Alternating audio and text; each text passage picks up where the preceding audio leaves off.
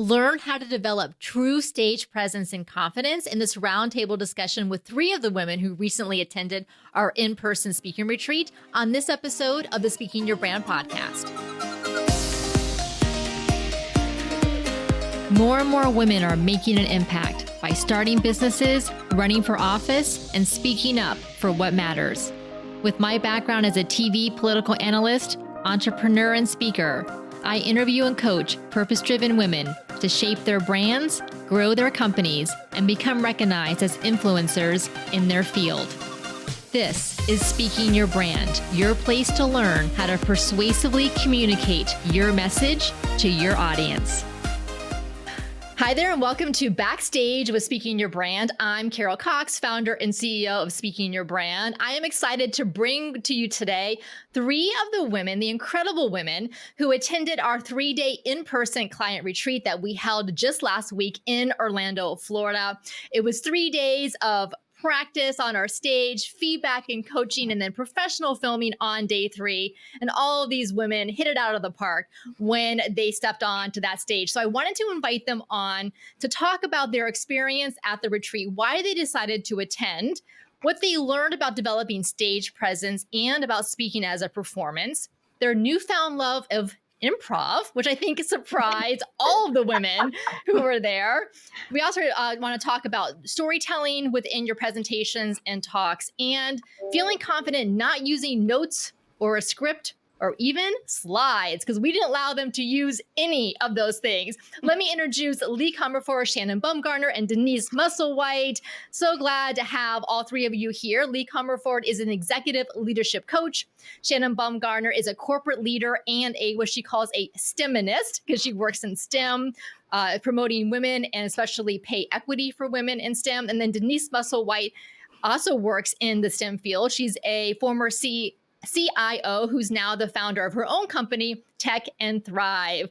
All right, ladies. So Denise, let me start with you. Why did you decide to attend our in-person retreat? What were you hoping to get out of it? And then how did you feel when we finished?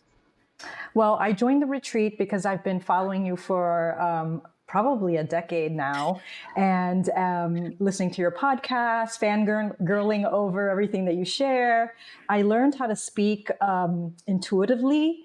Besides the class that I took in college, I just kind of came to it naturally as a curiosity, and I've been speaking on stages for workshop facilitation and teaching technology concepts to other leaders for 20 plus years. And I thought, now that I'm a CEO and founder, I should probably step it up and create the opportunity to speak on larger stages and to relinquish my connection to slides and notes. And more importantly, to meet some amazing women. I mean, coming together with other women who have great stories was really important to me. And I really loved that it was in person. Yes. That was really the top deciding factor for me, was that it was an in-person interaction with other people to do this work. Lei, I know that you heard about our in-person client retreat a year ago when one of our other clients attended, who you know, and she mentioned it, and you contacted me right away, March of 2023, and you're like, I want to come. When's the next one? I'm like, well, it's not for another year. She's like, that's okay. I'm going to sign up whenever you open registration. So why did you want to come, and what was your experience like? Yeah, it was incredibly frustrating when you told me I had to wait a year. Let me just be honest.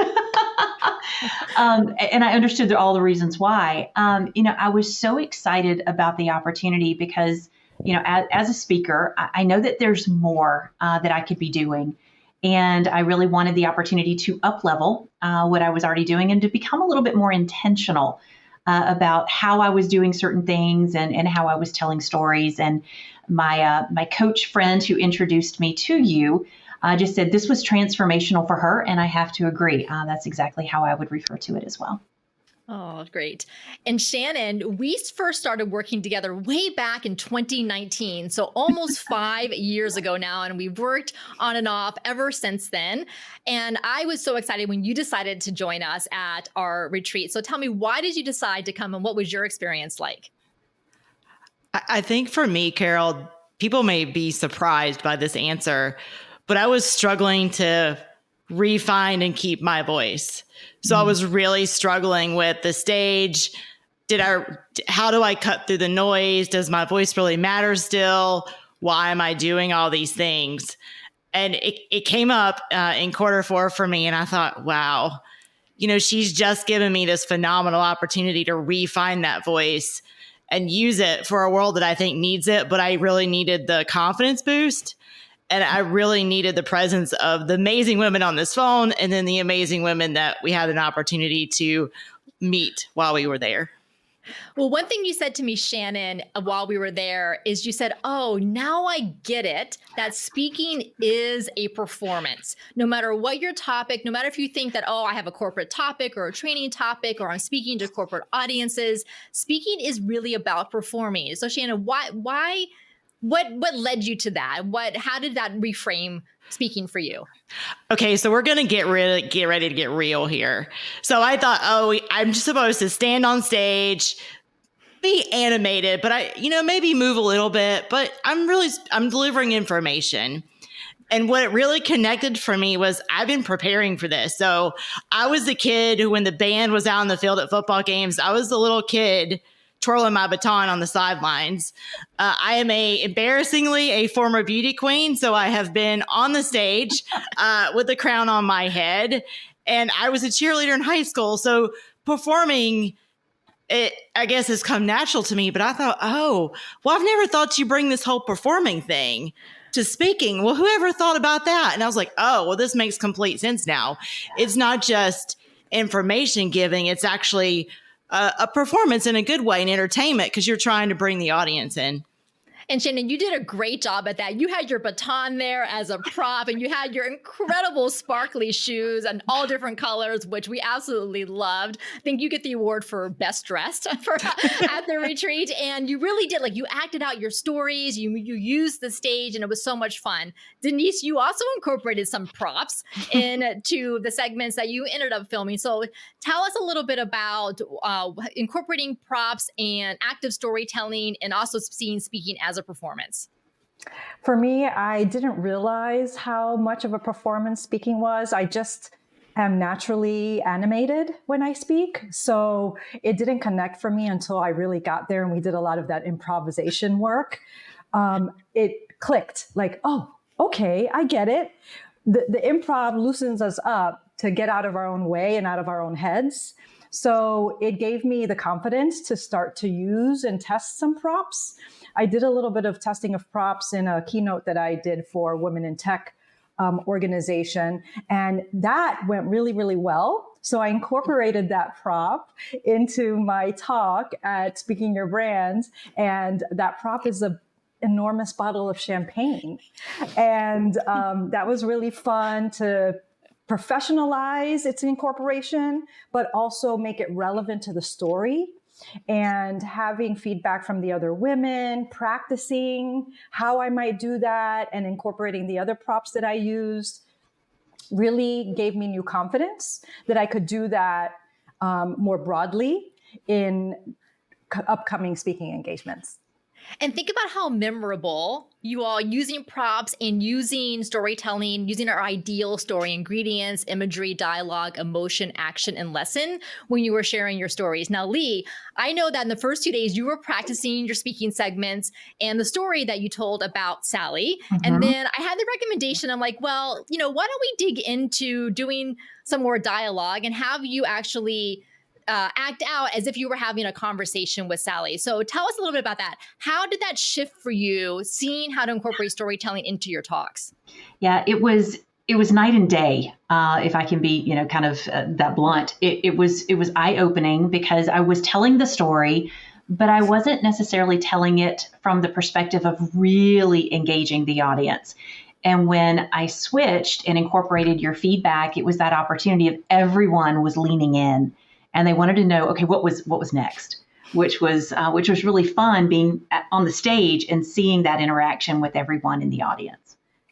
Because then you started instead of just, like I say, it's almost like writing a description of what happened is one way to share something, but then actually saying the dialogue. So then, I had this Zoom call with Sally, and then Sally said this, and then I was surprised that, she was reacting this way, and I could see the disappointment in her face. And all of a sudden, like, it's like a movie scene, like we're there with you. Yes. Yeah, it was, like I said, it was a lot of fun, but also a really quick realization of, I want more of that. And to really be able to bring the audience in. All right, let's talk about improv. As those of you who have listened to the Speaking Your Brand podcast know, Diane and I have a love-hate relationship with improv. We love it because of how much it gets us out of our heads and into our bodies as speakers, but we also hate it because it's really hard. It's hard to think of things on the fly, especially things that are funny. You're supposed to like act things out and think of what the scene. So I'm going to go to you, Shannon. Was this the first time that you did improv? What were you thinking going in? And do you have a love-hate relationship with it now, or just a love? Okay, I'm going to be really honest. It was like the one thing where I was like, do I really want to go to this retreat? Because she's going to make me act like a fool on stage. And I knew a little bit about improv. I have done it once in a virtual Zoom call. So I knew the yes and piece of it. So I knew that. But I have to admit, I'm not good at it, but I have a love relationship with it now because I think it's creative. I think it allows me, who I'm a little bit of a nerd, just a little, it allows me to get out of my head. Like I'm not in my head. I'm just free flowing. I'm letting my body and my storytelling take over. So I think I have a love relationship with it, but I'm still terrified. I will have to say, I'm not sure I'm ready to sign up for a full improv class quite yet, but I would highly recommend it. And if anybody on my team is listening right now, you're getting ready to experience it at some point in 2024 in a team event. So it's coming for you. Oh no, now they're running away, hiding now, Shannon. Probably under their desk or they're hiding.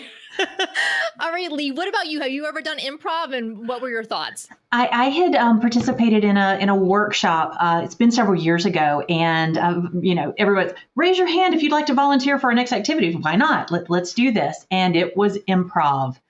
Oh, was I surprised? Loved the opportunity to try something different. Then afterwards, I'm like, what was I thinking? So it was really nice to come back in and do it with this group because we were all silly. We were all having a good time. There's a whole lot of laughter going on and a whole lot of, Shannon, to your point, in the moment, we were all incredibly present. And, even though we think we are all the time, we're not. So it was that opportunity to be fully present and creative, to think, okay, what am I going to say next? Or what am I going to do next? Shannon, you talked about yes, and I loved the freeze game. And yes, Shannon, to your point, those of you in some of my upcoming workshops, get ready. We're going to be incorporating some of this for fun. Right. It is so fun to be silly. We had dance parties throughout. Lei, you led us in a conga line, which we have a video of on LinkedIn. Sandy Robinson, she did the electric slide with us, on our practice stage on a certain song. So it was really fun. It was just fun to kind of be silly, to move around. And I could see between day one when we started to day 3 when we filmed, how much more comfortable you all felt using your arms and legs, using your bodies. And that was really the goal for us with playing the freeze game. All right, Denise, what about you? Improv, was this your first time? And do you love it or hate it? I've been to improv shows where I've watched and enjoyed improvisation, but I hadn't ever participated myself before. To be very honest, I think I wanted to try it because I'm super curious about stretching and challenging myself. I was so embarrassed by all of it on day one, but I saw how it really just created camaraderie among all of us more quickly, how it built trust, and how it helped us to understand each other from a not a serious perspective and just see each other for who we were authentically. So I really appreciated it. And I'm thinking of ways that I might incorporate it into future talks to loosen up and to do ice breaking with audience members, perhaps. But I think it's really valuable, especially on highly technical teams. I could see its application there because highly technical teams Shannon and I have the opportunity to work with highly technical teams, tend to be more closed off and only want to talk about details and kind of problems. So I see it as a real asset there to create teaming. It's like the new trust fall. Yes. Oh, I hated trust falls. I was going to say, I think this might be more fun than trust fall. Right? Mm-hmm. You just triggered me with the trust fall. I know. Am I dating myself? Right? Like that's where we're all going to go. Oh no to trust falls. You're right. No. All right. So we've talked about speaking as a performance. We've talked about kind of active storytelling and the use of props and how helpful improv and even our dance parties were. So as I mentioned at the top, we didn't allow you to use any notes or written script or a teleprompter or even slides when you were doing your filming on day 3. And Lei, let me start with you because I know you do a lot of corporate style presentations and workshops. How did that feel not to have slides or notes or a prompter? And then what are you taking away from that for future presentations, even when you do use slides? Yeah, I was missing my assistant, which is the PowerPoint behind my head. So it was weird. It was different. It was at first really uncomfortable. Yet after practice and stepping into that opportunity, it was the realization of, do I really want everybody focusing on a slide versus focusing on the message that I'm trying to deliver?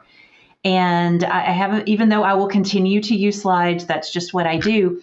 I'm going to use the opportunity with the clicker to actually blank out the screen much more regularly so that the audience does have a chance to really focus on the important message that I'm trying to get across versus reading whatever may be on the slide.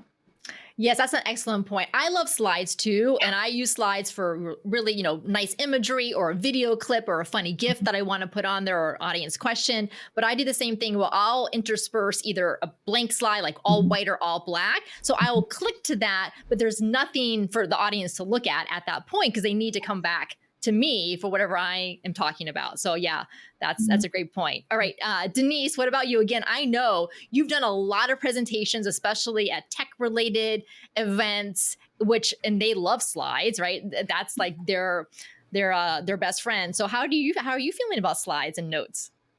I really appreciated not having to worry about them because I felt like I could connect more with the audience because I wasn't so worried about the clicking and what the slide said and whether I was saying what the slide was saying. So I feel like it brought out a different level of authenticity in my audience engagement and connection that maybe gets interrupted when you have a slide. Because you're not really connecting directly with the audience because they are looking at the slides and not making eye contact with you. So I really loved relinquishing them. It was very difficult, I have to say. It wasn't an easy thing to do, but I found that I was more prepared than I would have been if I had slides. Because I didn't have the slides, I felt more prepared.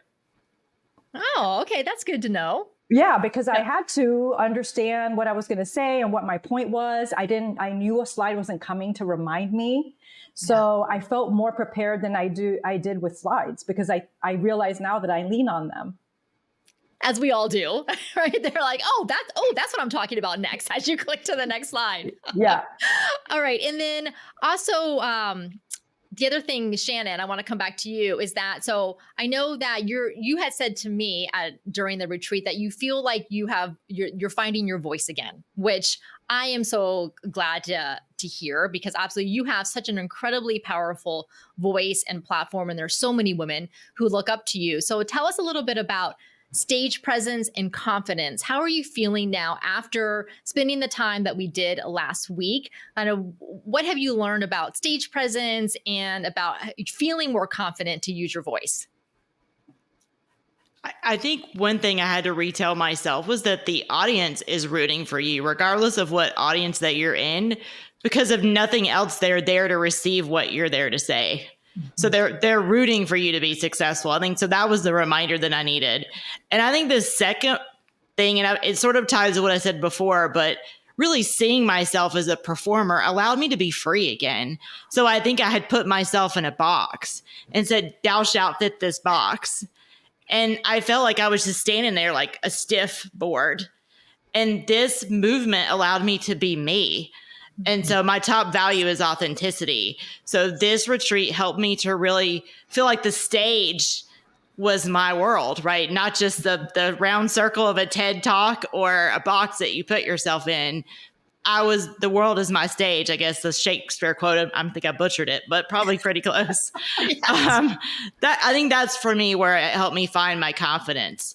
And to be honest, the vulnerable stories that some of these women shared about themselves on stage, thought, wow, if they can get up there and tell those stories, like Mona is coming to mind right now, I can do this. And the things that I have to say matter.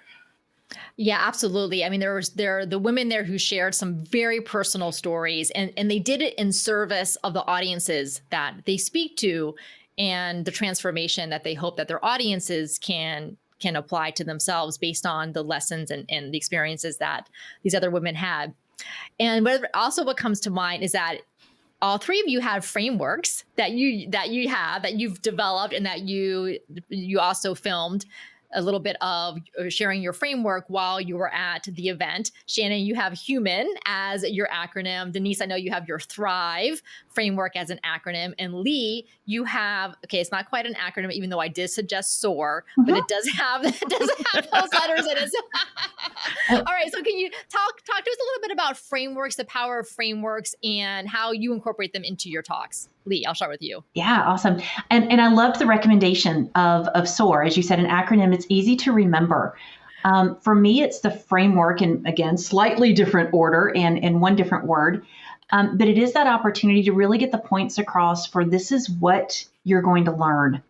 And having those nuggets at the beginning of a talk, throughout the talk, and then you wrap up at the end with that reminder, this is what we've covered. It takes everyone through an entire journey together.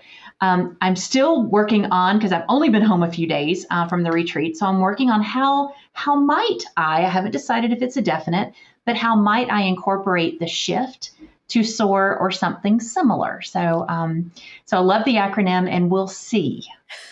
Okay, I love that's good enough for me.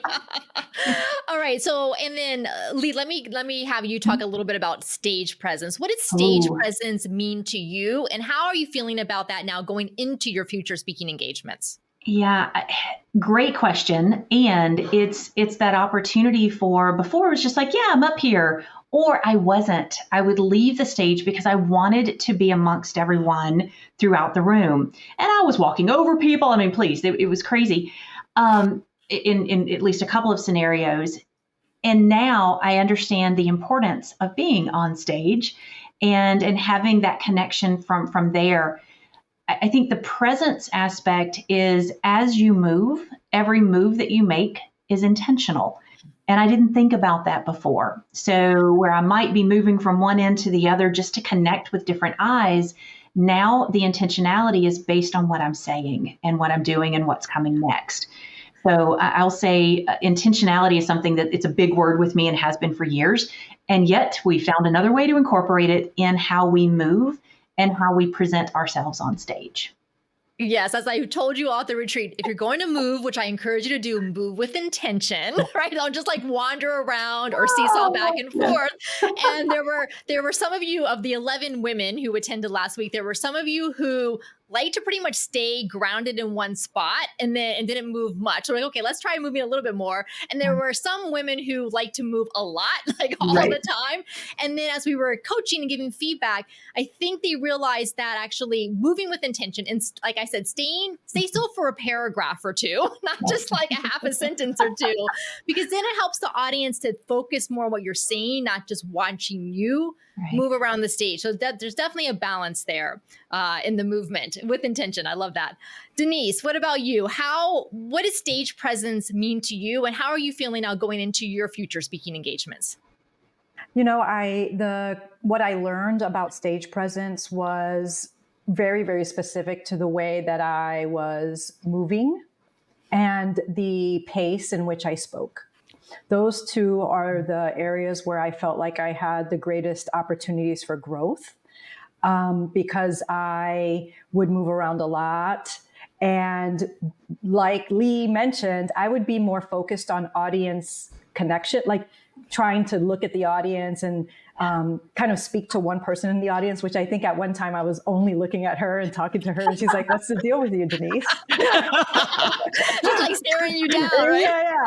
And I didn't realize I did that, but I realize now that is what I do. It was a strategy that I learned in order to slow myself down and to not move as much. But now I realize that I can't just focus in on one person. I need to move around the stage with intention to make the connections with what I'm saying. And as a result of that, I think that I'm more prepared for bigger stages, which may have felt intimidating to me in the past. I last year had my first opportunity to be on a large stage with more than 5. I've been on large stages for my entire career because the organization that I worked for previously had, over 1,000 people. So that was pretty commonplace, but they were my colleagues. So that's a little bit different.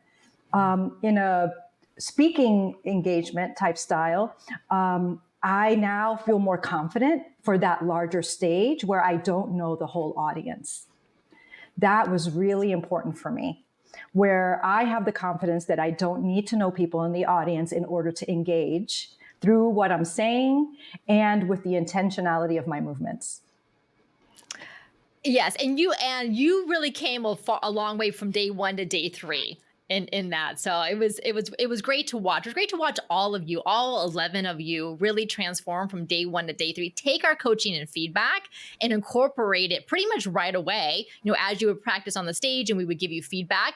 And I know that's not always easy to do, especially in an intimate setting. There were 15 of us in total, 11 clients, and then 4 Speaking Your Brand team members. And we joked on day 1 that pretty much all of us would rather deliver our talks to 500 strangers than to 15 women that we know who are in this small, intimate environment. So Shannon, let me come to you. How are you feeling now about, going out? What is next for you? Tell us a little bit about your speaking topics and what you're looking to do speaking wise this year. So my speaking topic has shifted a little bit. So as you mentioned on the outset, I am and will always be a STEMinist and a huge proponent for women in STEM. But I've found my calling with human-centric leadership, and it links to the human framework that you alluded to a little bit ago. So I really want to propagate that to all kinds of audiences. I am working on my keynote talk for human leadership. So that is coming. And then a shout out to Sandy Robinson here, who was one of our cohorts. She has inspired me to look for the TEDx stage. So the TEDx stage is something I'm starting to research, and Carol, I may be coming your way should that happen, to get a little bit more coaching and help to make that happen. So that is my new bucket list goal, to bring that human-centric leadership to the TEDx stage. I love it, Shannon. And here Speaking Your Brand, if you tell us something, we will keep following up with you. I know. And now I just blurted it out to a whole audience and is being recorded, so I cannot walk it back now. Yeah. It is in the universe. Yeah, you're going to be amazing at a TEDx talk, and they're going to be fortunate to have you. So yes, I can't wait to hear about that. Denise, what about you? Tell us about your speaking topics and what's next for you with your speaking engagements. Well, I am looking forward to expanding my catalog of speaking topics beyond the Thrive operating system, which is what I've been talking about most recently, and to incorporate more opportunities to facilitate and speak at women conferences, women in tech conferences, providing a keynote or a medium-sized group facilitation to help people move the needle on some of the barriers that hold them back from their potential. So that's what I have my eye on. I am putting myself out there for associations with some of the conferences that I enjoy attending to see if I can't make some leeway there. And I'm looking forward to the opportunities that will present themselves as a result of the Speaking Your Brand retreat and the recordings that you all are going to provide to us so that we can create a speaker reel that is more professional and available to individuals who might be considering us for speaking engagements. Fantastic. And Lei, tell us about your speaking topics and what you have on the horizon. Yeah, currently I'm actually speaking on 5 different topics, and what I've realized is there's another one out there that I determined during our time together last week, and I can't wait to work on that. I'm going to keep it hush hush for now, but that is coming up. But I'm super excited. I've got several speaking engagements already on the books for next month, and others coming up later in the year. But a keynote will also be at the end of next month. So, Denise, to your point, a large stage is very comfortable for you. I will be speaking to somewhere between 500 and 600, which to date will be the largest in person that I've had. I spoke from a perspective of it being live streamed to thousands, but they're not right in front of you, so you really don't know they're there. So I am excited with the confidence that that I was able to, I think, build and realize, yes, I'm the one on stage. Yes, I'm the one with the lights. Yet the message is for the people who are listening. And I said that before the conference, and I say it now. So looking forward to sharing my voice and sharing my message with many moving forward. Wonderful. And as I like to say, you are the messengers your audiences are waiting for.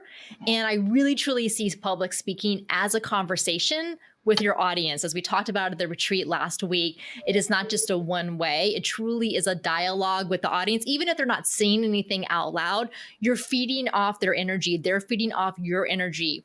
You have that empathetic mirror neurons connection going on with your audience. And there's nothing, I consider it such a privilege to be a speaker, to have that opportunity to share with the audience. And so I know the 3 of you do the same thing at your speaking engagements. And I am so excited for you to continue to put yourselves out there. For those of you who are watching us, make sure to connect with Lei, Shannon, and Denise on LinkedIn. They're right here on LinkedIn. And if you're listening to this on the podcast, go to the show notes and you can watch the video as well and connect with them on LinkedIn. If you would like to work with us to develop your thought leadership message and create your signature talk, as well as learn the business of speaking, we do that in our online Thought Leader Academy. We work with you both one-on-one and in a small group. You can get all the details about that at speakingyourbrand.com/academy. Our next start date is April 2nd, so coming up very soon. I do not yet know when we're going to be doing another in-person speaking retreat workshop, but we're holding you accountable for it. Yes. So stay tuned. Carol's trying to figure it out. And we're like, do it. I know. No, truly, it is the highlight of our year to spend this time together in person. There's nothing like it. It is so unique. It is so special and so fulfilling. So we'll figure that out. For those of you watching and listening, the best way to make sure that you stay up to date is to join our email list. You can do that by going to speakingyourbrand.com/join. And while you're there, take our free speaker archetype quiz, speakingyourbrand.com/quiz to get on the email list as well. All right. Thank you again, Lei, Shannon, and Denise for coming on our Backstage with Speaking Your Brand and the Speaking Your Brand podcast. It has been such a joy to get to know you and to work with you. And I wish you nothing but the best. Thank you so much. Thanks. Bye.